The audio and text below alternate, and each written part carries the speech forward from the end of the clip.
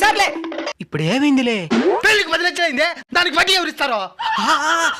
పెళ్లి పత్రికలకి, పెళ్లి సత్రానికి, పేరెంటాలకి లక్షలు ఖర్చు అయినది, దాన్ని ఎవరు ఇచ్చేదా?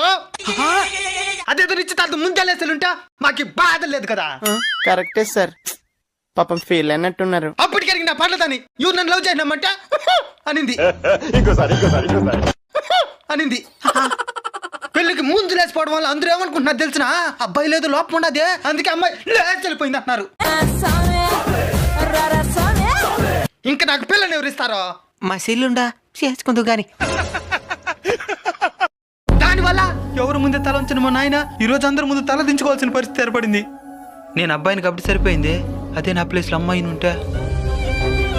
చిన్నప్పటి నుంచి కంటికి రెప్పలా కాపాడిన తల్లిదండ్రుల్ని కాదనుకుని వెళ్ళిపోవడమే తప్పు. అలాంటిది పెళ్లికి ముందు, పెళ్లికి తర్వాత వెళ్ళిపోవడం ఇంకా తప్పు. అమ్మాయి కావచ్చు, అబ్బాయి కావచ్చు,